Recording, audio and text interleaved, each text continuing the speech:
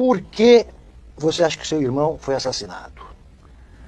Nós achamos que ele foi assassinado, e o Ministério Público tem esta tese também, porque havia um esquema de arrecadação de recursos na Prefeitura Municipal de Santo André, só que uma parte desse dinheiro estava sendo apropriada para enriquecimento pessoal. A arrecadação de recursos era para...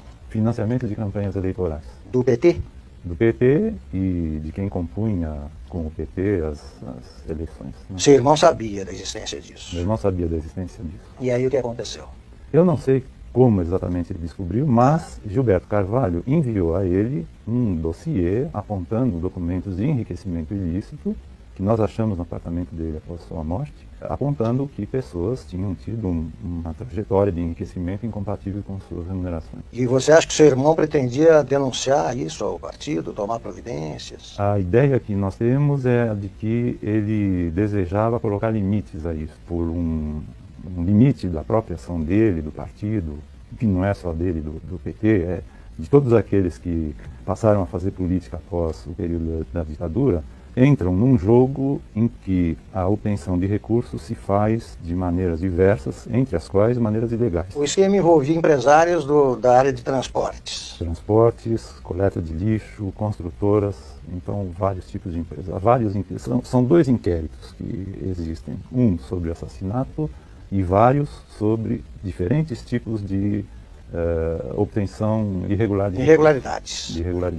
E você acha que ele contou para alguém o que iria fazer? Como é que as pessoas envolvidas no esquema souberam disso? Nós ouvimos a existência de brigas. O meu irmão era um sujeito muito comedido, não alterava seu jeito de ser, dialogava com as pessoas, e nós ouvimos de pessoas que trabalhavam ali na prefeitura que entre fim de 2001 e início de 2012 houve brigas a altos brados. Discussões entre o seu irmão e quem? Empresários? Então, quem nos contou não assume depor no Ministério Público, portanto, não é possível dizer exatamente quem estava lá.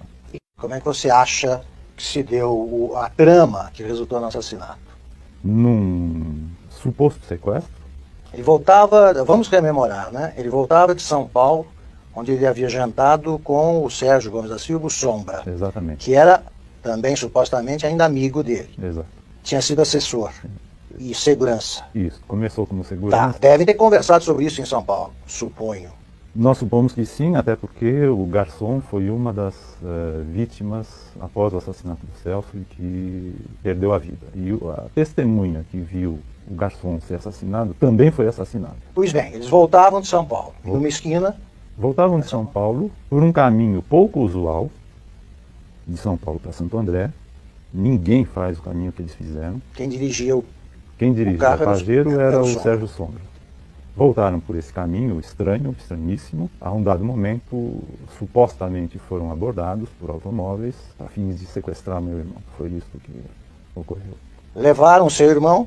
Levaram meu irmão, o Sombra. Deixaram o Sérgio Sombra com telefone celular, com arma, tranquilamente.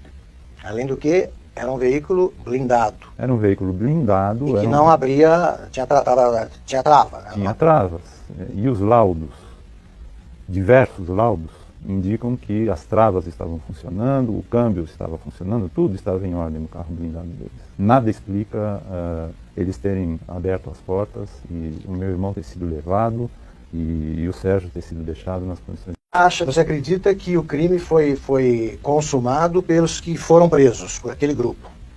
Eu acredito que sim, embora, por exemplo, a polícia acreditou na versão de que um menor teria assassinado o meu irmão.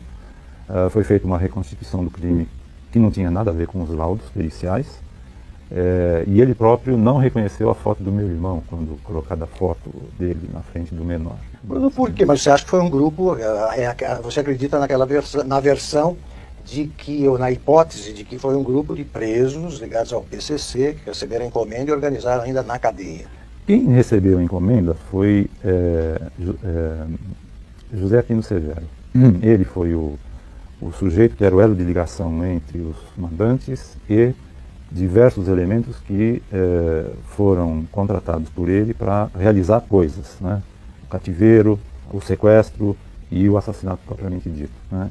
Essa era a pessoa que era o elo de ligação entre... Se diz era, porque morreu também. Porque foi uma das... Jornalista. Exatamente, foi uma das queimas de arquivo. Um parente morreu em que circunstâncias? Ele foi esfaqueado no presídio onde ele estava, ao conversar no parlatório com sua advogada. Esse presídio era dominado por um grupo que era rival do grupo a que ele pertencia. Ele Exato. foi transferido para lá? Ele foi transferido para lá, curiosamente, né? Além desses mortos que você mencionou, de alguma forma ligados ao caso, às investigações, quais são os outros? Um outro que é extremamente importante é o Dr. Del Monte, que foi o médico legista e que, em depoimento ao Ministério Público, indicou a sequência das torturas a que meu irmão foi submetido.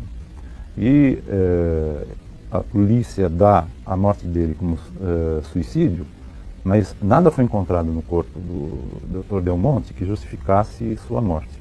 Deu-se a justificativa de que ele teria, pela sua competência, organizado um coquetel que teria provocado uma parada respiratória. A pergunta que eu faria é: onde, em qual lugar do planeta, ocorreu algum caso onde o sujeito cometeu um suicídio desse jeito? Bruno, a gente estava falando da lista, né, dos mortos, de alguma forma ligados ao caso. Falamos do garçom, da pessoa que viu o garçom, do José Aquino, do legista. Você lembra de mais alguém nesse momento? Houve um delegado ou policial, investigador, melhor dizendo, que teve contato com o José Aquino Severo. Há outros, mas eu precisaria relembrar. Pois bem, agora, por que aqui você atribui também essa pressa mostrada por algumas pessoas ligadas ao seu irmão para que o crime passasse a ser considerado um crime comum? Por exemplo, a mulher do seu irmão, Ivone, concedeu uma entrevista à Folha, se eu não me engano, 10 dias depois da morte, dizia que primeiro absolvia o Sombra, liminarmente, um absurdo suspeitar dele. Segundo, ele dizia que o crime era comum. A delegada que investigava o caso disse que o crime era comum. A polícia de um governo do PM e do PSDB disse que o crime era comum. Por quê?